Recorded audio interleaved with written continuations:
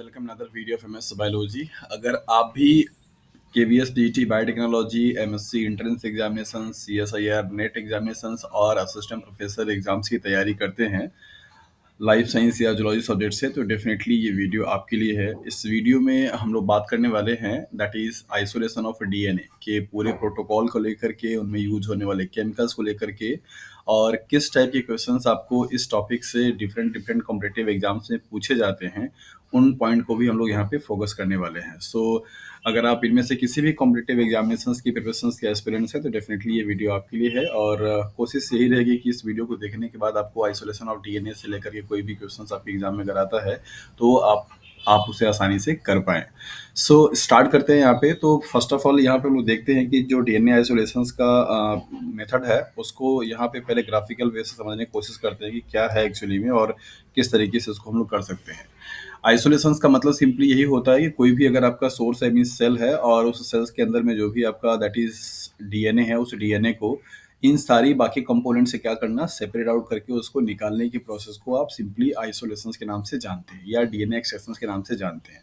जैसा कि आपको मालूम है कि एक किसी भी सेल्स में अगर आप प्लांट सेल्स की बात करते हैं तो उसमें आपके ढेर सारे सेल ऑर्गेनेल्स हैं, इसके बाद ढेर सारे बायोमोलिक्यूल्स हैं।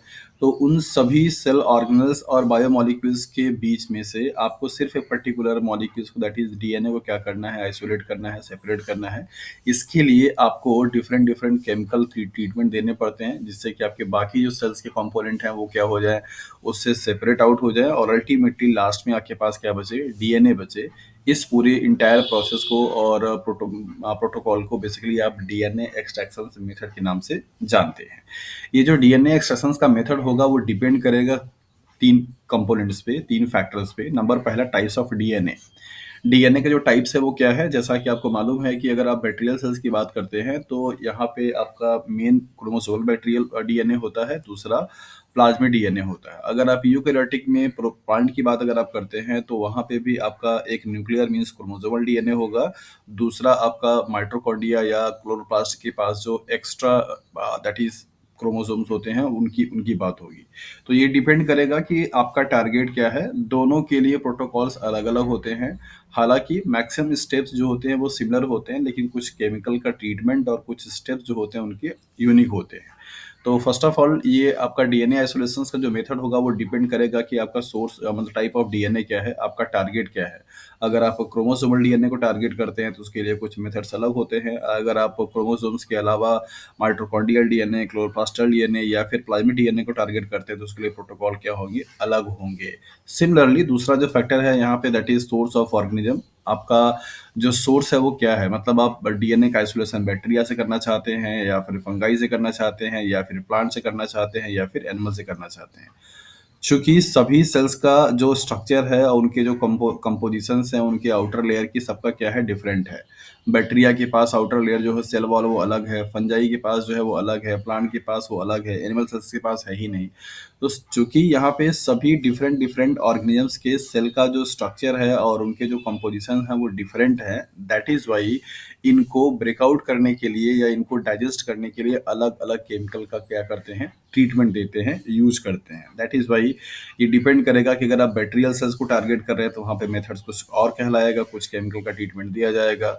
अगर आप फंजाई को आइसोलेट करना चाहते हैं डीएनए को तो फिर वहाँ के लिए केमिकल कुछ ट्रीटमेंट कुछ और होगा, प्लांट को करना चाहते हैं तो कुछ और होगा, एनिमल के लिए करना चाहते हैं तो कुछ और होगा। क्या होगा उसको भी हम लोग बाद में आगे वाली स्लाइड्स में डिस्कस करेंगे, बट डिपेंड्स जिस जिन चीज़ों करेगा वो होगा। इसके बाद है starting material, number third factor है जिससे डिपेंड करेगा डीएनए आइसोलेशन का प्रोसेस। स्टार्टिंग मटेरियल का मतलब ये है कि आप किस पार्ट से, सपोज अगर आप कोई प्लांट सेल्स की बात कर रहे हैं या फिर कोई एनिमल सेल्स की बात कर रहे हैं तो क्या आप ऑर्गन से निकालना चाहते हैं डीएनए या फिर किसी टिश्यू से निकालना चाहते हैं या फिर किसी सेल से निकालना चाहते हैं। तो इनके सभी अलग अलग सोर्स ऑफ मटेरियल के लिए अलग अलग क्या होते हैं, मेथड्स एंड प्रोटोकॉल दिए जाते हैं। तो टिपिकली अगर आप यहाँ पे देखें तो सिंपल एक, अगर मैं यहाँ पे प्लांट सेल्स की बात करूँ तो सिंपली अगर आप देखिए तो प्लांट सेल्स में आपके पास क्या है, आउटर लेयर सेल वॉल होती है और उसके बाद आपका क्या है, दैट इज यहाँ पे मेम्ब्रेन होता है और उस मेम्ब्रेन के अंदर में क्या होगा, आपका ये न्यूक्लियस होता है और न्यूक्लियस के अंदर में क्या है, आपका डीएनए होता है। और इसी मेम्ब्रेन के आपके चारों तरफ आप मतलब बाउंड्री में पूरे सेल ऑर्गेनेल्स होते हैं, राइट। तो इस न्यूक्लियस के अंदर के डीएनए को क्या करना है, बाहर निकालना है किसी एक आपके पेन ड्रॉप में, और इस जो डीएनए आपको निकल करके यहाँ पर आएगा उसी को आप बोलेंगे that is the DNA isolation की प्रोसेस को। तो यहाँ पे आपके जो भी mitochondria, chloroplast, Golgi body, nucleus, इन सभी को क्या करना है, आपको सेपरेट करना है। बायोमोलिक्यूल्स में आपके प्रोटीन है, कार्बोहाइड्रेट है, लिपिड्स है, डीएनए है, आरएनए है, उन सभी बायोमोलिक्यूल्स में से सबको हटा करके सिर्फ आपको क्या करना है, डीएनए को ऑब्टेन करना है। So this is the simple definitions of DNA extractions और डीएनए आइसोलेशंस, जिसमें कि आप सेल्स के बाकी कंपोनेंट्स को क्या करते हैं, ऑफ करते हैं और उस डीएनए डिजायरेबल डीएनए मॉलिक्यूल को क्या करते हैं, पिकअप करते हैं। तो इस पूरे प्रोसेस को आप डीएनए एक्सट्रैक्शन के नाम से जानते हैं, राइट। सो सबसे जो यहाँ पे टिपिकल टास्क होता है अगर आप लेबोरेटरी में परफॉर्म करना चाहते हैं, थियोरेटिकली हालांकि समझना इजी होता है, लेकिन लेबोरेटरी में अगर आप परफॉर्म करते हैं तो chemical preparation one of the most and key important factor for the DNA isolation process. Chemical preparation करना ही सबसे इम्पोर्टेंट चीज़ होती है, और बहुत लोगों को, चूँकि ये प्रोसेस ऑब्वियसली बायोलॉजी के बैकग्राउंड के स्टूडेंट करते हैं, तो कैलकुलेशन में प्रॉब्लम आती है। कैलकुलेशंस को लेकर के एक अलग से वीडियो बनाया है, उसको आप चाहें तो आप देख सकते हैं कि लाइफ साइंस में कौन-कौन से फॉर्मूले बेसिकली यूज़ किए जाते हैं लैबोरेटरीज़ में, आप उनको देख सकते हैं। मैथमेटिकल कैलकुलेशन इन लैबोरेटरी या लाइफ साइंस के नाम से वीडियो है। यहाँ पे हम लोग देखेंगे कि कौन-कौन से केमिकल्स आपके डीएनए आइसोलेशंस के प्रोटोकॉल में, मेथड्स में यूज़ किए जाते हैं, और यही से क्वेश्चंस आपसे पूछे जाते हैं। तो chemical reagents used in DNA isolation. So सबसे फर्स्ट ऑफ ऑल यहाँ पे टी बफर है, जहाँ पे टी स्टैंड करता है, T is that is the tris, और ई है that is the DTA, right. इन दोनों को मिला करके ये बफर बनता है, और जिसको कि आप टी बफर के नाम से जानते हैं। ये ट्रिस जो होता है वो HCl के फॉर्म में भी आता है और बेस के भी फॉर्म में आता है। इसको बनाने का तरीका यही होता है कि आप टी को लेकर के सॉल्यूशन बनाते हैं, और उसके पीएच को मेंटेन करने के लिए अगर आपने HCl यूज किया हुआ तो उसे आप ट्रिस HCl बोलते हैं, और अगर आपने NaOH यूज किया तो उसे ट्रिस बेस के नाम से जाना जाता है। DTA एक आपका चिलेटिंग एजेंट है, डिटर्जेंट है, जो कि मैग्नीशियम आयन को क्या करता है, बाइंड करता है, और सेल्स को डिसरप्ट करने में क्या करेगा, हेल्प करने का काम करता है, राइट। तो यहाँ पे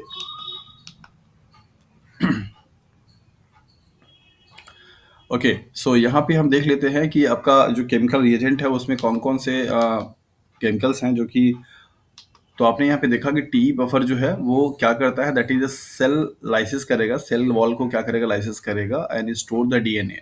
दो काम के लिए यूज किया जाता है। टी बफर को इनिशियली सेल वॉल को लाइसिस करने के लिए, मतलब ब्रेक डाउन करने के लिए भी यूज करते हैं। जैसे मान लीजिए अगर आपका ये पूरा बैक्टीरियल सेल्स है तो इसका जो सेल वॉल है इसको ब्रेकआउट किया जाएगा। लास्ट स्टेप में जब आपका डीएनए क्या करता है, एपेंड्रॉप में आ जाता है, तो उस डीएनए को लॉन्ग टाइम तक की स्टोर करने के लिए क्या करते हैं, टी बफर इसमें क्या कर देते हैं, ऐड कर देते हैं। तो टी बफर का दो काम होता है, ये क्वेश्चन यहाँ से आपसे पूछे जाते हैं।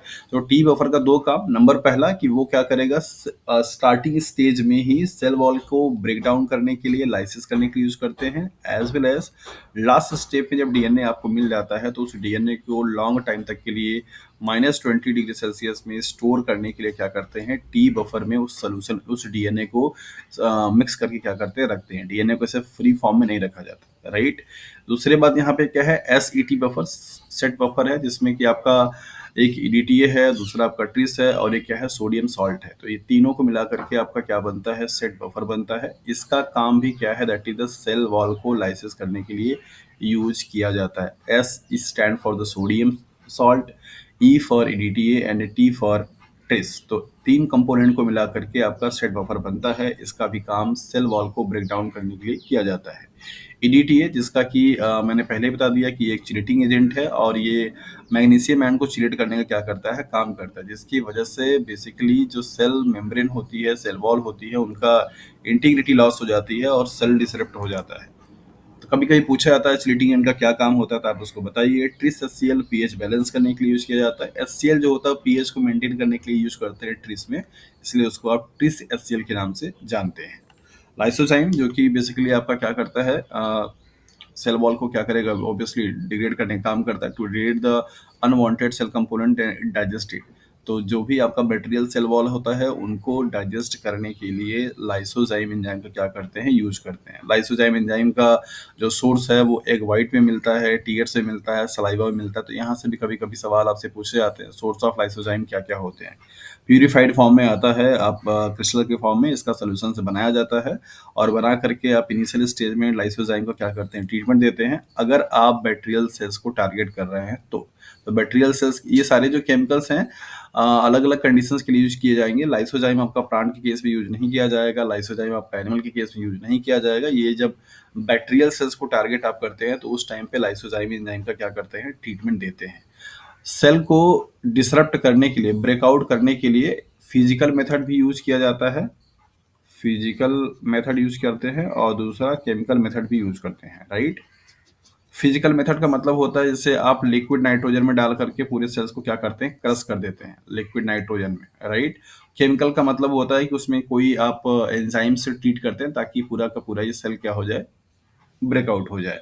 तो इनिशियली टारगेट क्या होता है कि जो भी आपका सेल है उस सेल के पूरी बाउंड्री को क्या करना है, यहाँ से ब्रेकआउट करना, ताकि सेल के अंदर का जो भी कंपोनेंट है वो सब क्या आ जाए, बाहर आ जाए। इसको आप सेल डिब्रीजेस के नाम से जानते हैं। तो फिजिकल मेथड में आप क्या करते हैं, लिक्विड नाइट्रोजन में, जैसे सपोज कीजिए आपके पास प्लांट सैंपल है, लीफ है, रूट है, स्टेम है।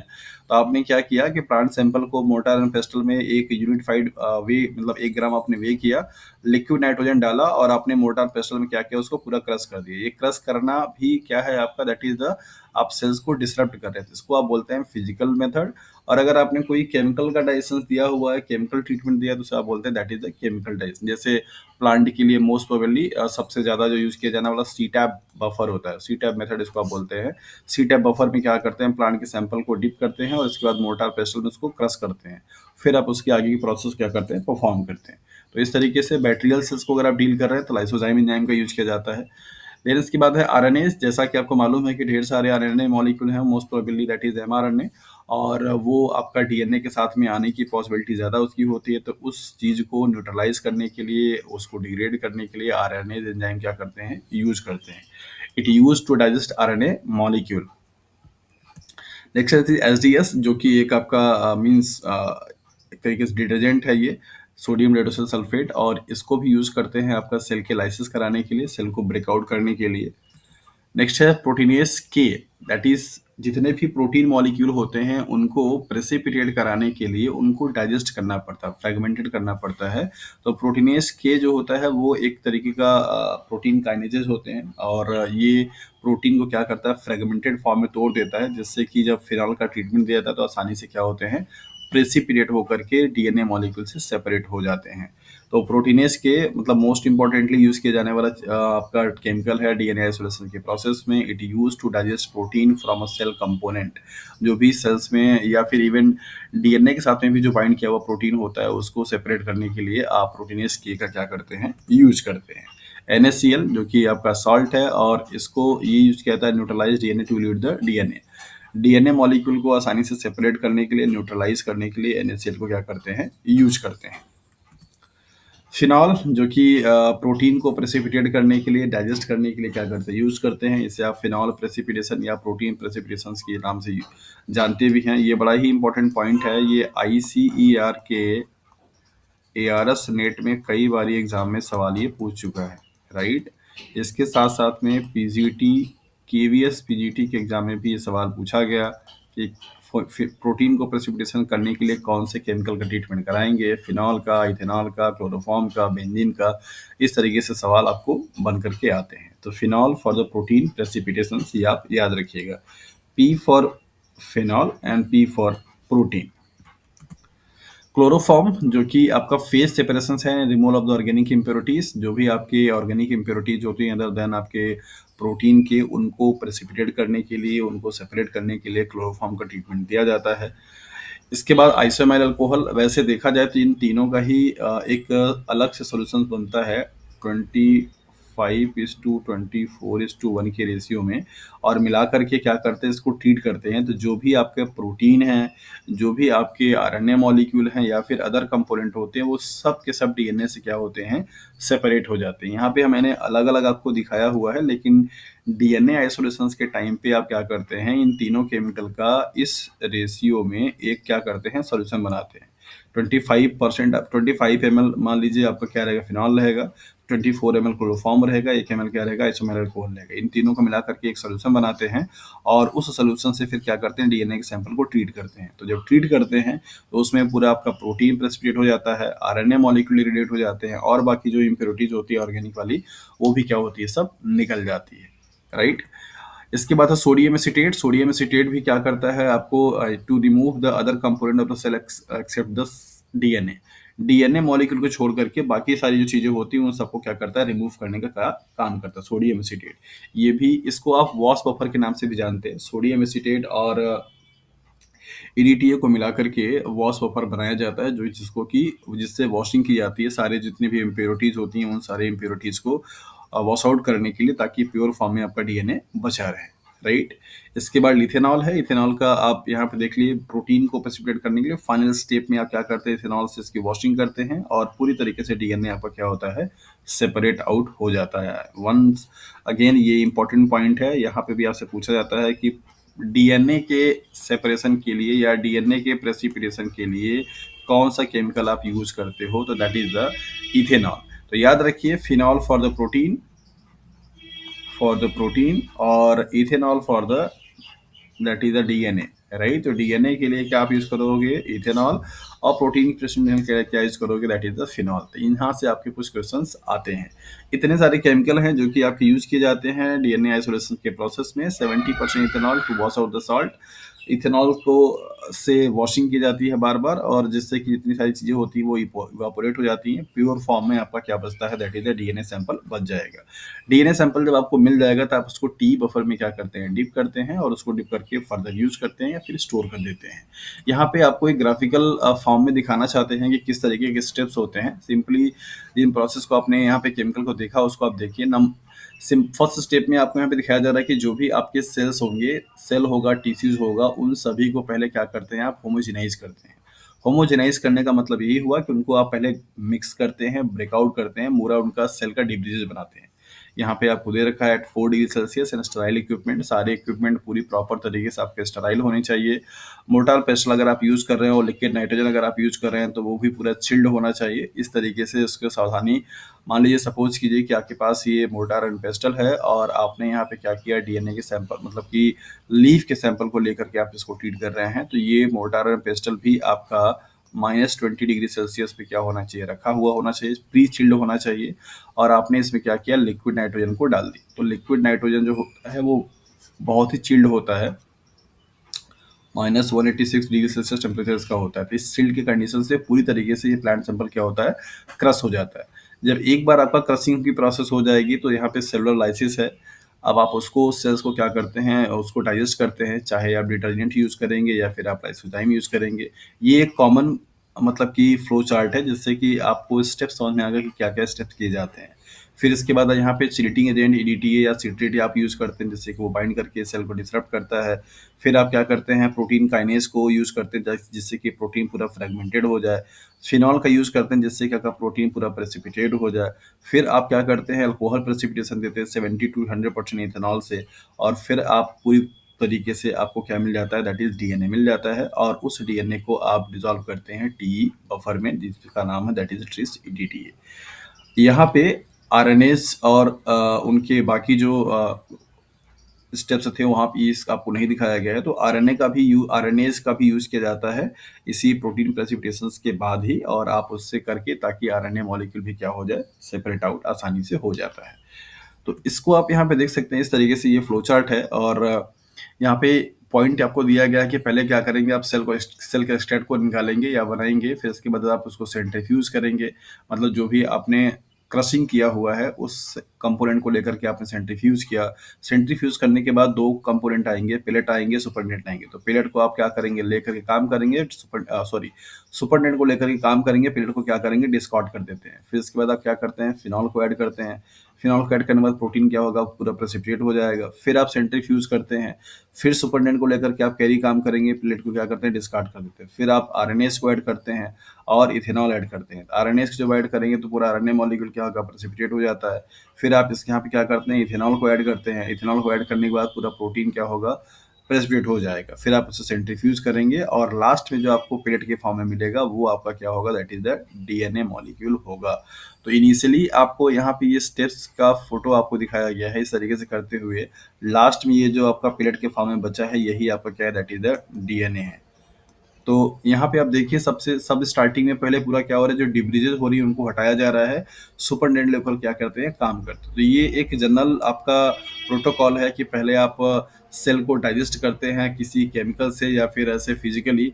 इसके बाद आप उसको सेंट्रीफ्यूज करते हैं। सेंट्रीफ्यूज करने के बाद आपको यहाँ पे 2 फेजेस मिलता है। एक आपका यहाँ पे दैट इज द पेलेट के फॉर्म में और एक आपका सुपरनेट के फॉर्म में। तो ये सुपरनेट निकाल करके आप क्या करते हैं, फ्रेश ट्यूब में रख लेते हैं, इसको डिस्कार्ड कर देते हैं। अब फिर आप इसमें क्या करते हैं, फिनॉल को ऐड करते हैं। फिनॉल ऐड करेंगे तो इसमें जो प्रोटीन कंपोनेंट होगा वो सब नीचे आ जाता है। और फिर इसके बाद क्या करते हैं, आप इसको निकाल के दूसरे फ्रेश ट्यूब में रख लेते हैं और इसको क्या करते हैं, डिस्कार्ड कर देते हैं। इस तरीके से फिर आप क्या करते हैं, दैट इज आरएनएस को ऐड करते हैं। आरएनएस निकल जाता है। फिर आप क्या करते हैं, उसमें इथेनॉल डालते हैं तो पूरा का पूरा फिर सेंट्रीफ्यूज करते हैं तो पूरा नीचे जो आपका आता है वही आपका क्या होता है, दैट इज द डीएनए होता है, ये वाला। So this is the isolation process of genomic DNA. इस तरीके से स्टेप्स को फॉलो करके आप जीनोमिक डीएनए को क्या करते हैं, आइसोलेट का काम करते हैं। एक बार जब आपके पास डीएनए आइसोलेट हो गया, मान लीजिए कि आपने ये लास्ट वाला जो आपका सेंट्रीफ्यूज ट्यूब है, इस ट्यूब में आपने यहाँ पे देखा कि इस तरीके से पूरा आपका डीएनए क्या है, प्रेसिपिटेट हो गया है यहाँ पे बॉटम में। ये आपका क्या है, डीएनए है। तो ये डीएनए की क्वांटिटी कितनी है और ये डीएनए कितना प्योर है, ये आपको पता करना बहुत ज़रूरी होता है। आप कैसे श्योर होंगे, कैसे कंफर्म करेंगे कि ये जो पेलेट के फॉर्म में यहाँ पे दिखाई दे रहा है वो डीएनए ही है, ना कि आपका प्रोटीन है या फिर आपका आरएनए है। तो इस चीज़ को चेकआउट करने के लिए हमारे पास मेथड होता है। हम कैसे ये जान पाएंगे कि हमारा जो डीएनए है वो कितना कंसंट्रेट है और वो कितना प्योर है। तो प्योरिटी एंड कंसंट्रेशंस को मेजरमेंट करने के लिए हमारे पास कुछ प्रोटोकॉल्स होते हैं, उनको हम लोग क्या करते हैं, फॉलो करते हैं। Concentration, DNA concentration is estimated by the measuring the absorbance at 260 nanometer. Most important point, आपसे ये सवाल एग्जाम में पूछे जाते हैं कि डीएनए के कंसंट्रेशन को एस्टिमेट करने के लिए स्पेक्ट्रोफोटोमीटर पे कितने नैनोमीटर पे एब्जॉर्बेंस ली जाती है, 260 नैनोमीटर पे। आप सभी लोग जो लोग इस वीडियो को देख रहे हैं उन सब लोगों से सवाल है कि सिर्फ 260 नैनोमीटर पे ही एब्जॉर्बेंस क्यों, अदर बाकी एब्जॉर्बेंस या बाकी वेवलेंथ पे एब्जॉर्बेंस क्यों नहीं लिया जाता। ऐसा क्या है 260 नैनोमीटर में जो कि उस डीएनए के कंसंट्रेशंस को मेजर करेगा। ये सवाल का आंसर आप कमेंट सेक्शन में जरूर बताएं कि आपके हिसाब से 260 नैनोमीटर पे एब्जॉर्बेंस क्यों ली जाती है। आप नहीं दे पाएंगे तो नेक्स्ट वीडियो में इसका आंसर्स को हम लोग क्या करेंगे, डिस्कस करेंगे। सो यहाँ पे दिया गया using the relationship that is absorbance 260 nanometer of 1। अगर किसी भी डीएनए के सैंपल का, अगर मान लीजिए आपका ये डीएनए का सैंपल है और आपने इसकी क्या की, एब्जॉर्बेंस ली, मींस ओडी ली, ऑप्टिकल डेंसिटी। अगर ऑप्टिकल डेंसिटी 260 नैनोमीटर पे क्या आती है, 1 आती है, राइट, ओडी की वैल्यू 1 आती है, इसका मतलब हो जाता है कि 50 म्यूजी पर एमएल क्या है, आपका प्योर डबल स्टैंडर्ड डीएनए है। ये स्टेटमेंट आप देखिए, किसी भी आइसोलेटेड डीएनए सैंपल का अगर आपने ओडी 260 नैनोमीटर पे लिया हुआ है और उसकी वैल्यू अगर आपकी 1 आती है, इसका मतलब होता है कि वहां पे जो डीएनए सैंपल है वो 50 माइक्रोग्राम पर ML pure double standard DNA को इंडिकेट करता है। This is the concept and this is the measurement values कि आप उसके बेसिस पे निकाल सकते हैं। अब आपके केस में हो सकता है कि वो 0.8 आए, हो सकता है 0.6 आए, हो सकता है 0.2 आए, इस तरीके से आए। तो आप इसके अकॉर्डिंगली इस इक्वेशन को रख करके अपने कंसंट्रेशन को निकाल सकते हैं। तो डीएनए के कंसंट्रेशन को मेजरमेंट करने के लिए 260 नैनोमीटर पे ओडी ली जाती है और अगर ओडी की वैल्यू 1 आती है तो वो बताता है कि डीएनए आपका प्योर है, डबल स्टैंडर्ड है और 50 माइक्रोग्राम पर एमएल उसका क्या है, कॉन्सेंट्रेशन है। For turbidity measured by absorbance at 320 nanometer, turbidity को मेजरमेंट करने के लिए 320 नैनोमीटर पे क्या किया जाता है, एब्जॉर्बेंस लिया जाता है। कंसंट्रेशन जो होगा म्यूजी पर एमएल में होगा। यहाँ पर आपको बताया जा रहा है कि जो रीडिंग आपने 260 नैनोमीटर पे लिया हुआ था उसको माइनस करते हैं 320 नैनोमीटर से, और यहाँ पे डाइल्यूशन फैक्टर से क्या करते हैं, मल्टीप्लाई करते हैं, और 50 mg पर ml में क्या करते हैं, उसको मल्टीप्लाई। ये फॉर्मूला है जिससे कि निकल करके आता है कि कितना कंसंट्रेशन है आपके डीएनए सैंपल का म्यूजी पर एमएल में, राइट। सो प्योरिटी को चेकआउट करने के लिए एक थंब रूल है, दैट इज 260/280 रेशियो। सब लोग जानते हैं और ये कई बार एग्जाम में आपसे सवाल पूछा जाता है। 260/280 रेशियो क्या कहता है, इसको आप थंब रूल बोलते हैं। इसी रेशियो की वैल्यू के बेसिस पे आप बताते हैं कि डीएनए आपका प्योर है या फिर आपकी इम्प्योरिटीज है। और इम्प्योरिटीज अगर है तो किसकी है, प्रोटीन की है या फिर आरएनए मॉलिक्यूल की है या किसकी है, right. The most common purity calculation is the ratio of absorbance at 260 nanometer divided by the reading at 280 nanometer. आपको एक ही डीएनए सैंपल का, ये मान लीजिए आपके पास डीएनए सैंपल है पेन ड्रॉप में और आपने यहाँ पे क्या किया, लिया हुआ है, इसी का आप ओडी 2 नैनोमीटर पे लेते हैं, एक लेते हैं 260 पे और एक लेते हैं 280 पे। ये स्पेक्ट्रोफोटोमीटर में होता है कि आप एक ही सैंपल का मोर देन वन वेवलेंथ पे रीडिंग ले सकते हैं अगर आपने यूज किया है तो। इसकी जो वैल्यू आई, सपोज की फॉर एग्जांपल मान लीजिए इसकी वैल्यू आपकी आती है 1.2, इसकी वैल्यू मान लीजिए आपकी आती है 0.8, तो आप इसको क्या करेंगे, डिवाइड करेंगे, 1.2 को 0.8 से डिवाइड करेंगे, जो वैल्यू आएगी मान लीजिए x, यहाँ पे आप इसको क्या करते हैं, लिखते हैं। इसी x की वैल्यू के बेसिस पे बताया जाता है कि डीएनए आपका प्योर है या नहीं है। कैसे, यहाँ पे आप ध्यान से देखिए, यहाँ बताया जा रहा है कि for pure DNA absorbance will have and 260 and 280 ratio is equal to 1.7 to 1.9। अगर किसी भी डीएनए सैंपल का 260 एंड 280 के एब्जॉर्बेंस का जो रेशियो है, मींस जो भी वैल्यू आएगी, जैसे मैंने आपको बताया था कि मान लीजिए इसकी वैल्यू कितनी है, 1.2 है, इसकी वैल्यू कितनी है, दैट इज 0.8 है। अब इसको डिवाइड करने के बाद यहाँ पे जो वैल्यू आ रही है x मान लीजिए, और उस x की वैल्यू 1.7 से लेकर के 1.9 के बीच में अगर रेंज करती है, इसका मतलब होता है कि डीएनए आपका पूरी तरीके से प्योर है और वो आपका कंसंट्रेट है, उसमें कोई प्रॉब्लम नहीं है।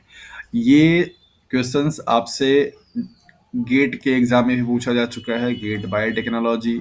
इसके बाद पीएचडी एंट्रेंस एग्जाम जो होते हैं उसमें पूछा जा चुका है। इसके साथ साथ में नेट के एग्जाम में पूछा जा चुका है। तो ये बहुत ही कॉमन क्वेश्चन से आपसे पूछे जाते हैं कि प्योरिटी के लिए जो 260/280 का रेशियो होता है उसकी वैल्यू कितनी होती है, राइट। तो इस तरीके से आपको ये समझना होता है। Lower than 1.6 indicate phenol, protein and other contamination. अगर 260/280 का जो रेशियो है उसकी वैल्यू 1.6 से क्या होती है, कम आती है, तो उस टाइम पे बताता है कि डीएनए आपका पूरा प्योर नहीं है, उसमें इम्प्योरिटीज है। और इम्प्योरिटी किसकी हो सकती है, फिनॉल की, प्रोटीन की या अदर ऑर्गेनिक कंपोनेंट की इम्प्योरिटीज हो सकती है, राइट। यहाँ पे दिया गया for pure RNA absorbance will have 2। अगर आपके डीएनए सैंपल में पूरी तरीके से प्योर आरएनए होगा और अगर आपने आरएनए का आइसोलेशन का किया हुआ है तो उसकी वैल्यू कितनी होगी, 2 होगी। ये तीनों ही वैल्यू को आप लोग थोड़ा नोट कर लीजिएगा क्योंकि आपके एग्जाम में क्वेश्चंस यहाँ से बनते हैं इम्प्योरिटीज प्योरिटीज को लेकर के कि कौन सा चीज किसको रिप्रेजेंट करता है। RNA will typically have a higher 260 and 280 ratio due to the higher ratio of uracil compared to that of the thymine। आपको बताया जा रहा है कि डीएनए के कंपैरेटिवली आरएनए मॉलिक्यूल में, ये भी बहुत अच्छा इंपॉर्टेंट क्वेश्चन है, ये डीबीटी जेआरएफ में और गेट बायोटेक्नोलॉजी में क्वेश्चंस आपके आते हैं। तो आरएनए और डीएनए है और अगर इन दोनों में अगर आपको दिया जाए कि 260/280 का जो रेशियो होगा किसके लिए ज्यादा होगा, तो डेफिनेटली सब मैक्सिमम लोगों को दिमाग में लगता है कि डीएनए होना चाहिए, लेकिन वो गलत है। आरएनए का वैल्यू क्या होगा, ज्यादा होगा as compared to the DNA के। ऐसा इसलिए क्योंकि आरएनए में क्या है, यूरेसिल है, यहाँ पे है क्या है, थाइमिन। यूरेसिल के पास एब्जॉर्बेंस की वैल्यू क्या होती है, ज्यादा होती है। अलग अलग इंडिविजुअल्स जो आपके होते हैं न्यूक्लियोटाइड या प्यूरिन बेसिस जो होते हैं उनकी एब्जॉर्बेंस अलग अलग होती है।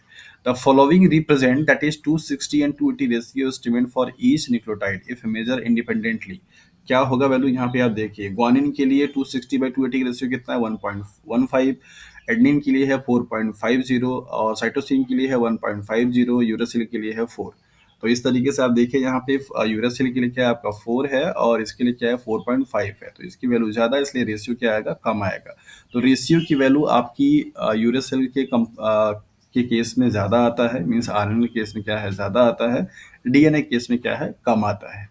So this is all about the isolation of a DNA from a different kinds of a source, and the chemicals used in that process, and how to check the concentrations and purity of the isolated DNA sample. Hopefully कि अभी आपको बहुत ही simple way में चीज़ें समझ में आ गई होंगी, और अगर आपको अभी भी इसको लेकर कुछ डाउट है, कुछ प्रॉब्लम है, तो आप अपने प्रॉब्लम को कमेंट सेक्शन से मेंशन कर सकते हैं। हम नेक्स्ट वीडियो में उस आपके प्रॉब्लम को ज़रूर मेंशन करेंगे। और वन थिंग मोर, लास्ट आपको यहाँ पे ये चीज़ मैंने बोला है कि आप इस वाले पॉइंट को ज़रूर टारगेट कीजिए, बताइए कि ऐसा क्यों है, दैट मीन्स कि 260 नैनोमीटर पे क्यों लिया जाता है एब्जॉर्बेंस। थाइमिन का 1.47 है, ये लास्ट में छूट गया था, सॉरी, ये एडमिन को मैं यहाँ बता दिया था। ये यूरासिल है 4 का, और थाइमिन का है दैट इज द 1.47 का। ये वाले क्वेश्चन पे आप जरूर बताइए दैट इज व्हाट की आपका 260 नैनोमीटर पे क्यों एब्जॉर्बेंस ली जाती है, क्या उसके पीछे का केमिस्ट्री कहता है डीएनए मॉलिक्यूल में। So that's all for today, and hopefully कि आपको ये चीज़ें समझ में आ गई होंगी, और अपनी स्टडी पे फोकस करते रहिए और कंटिन्यू बने रहिए। तब तक के लिए अपना अच्छे से आप ख्याल रखिए। Thank you for watching this video.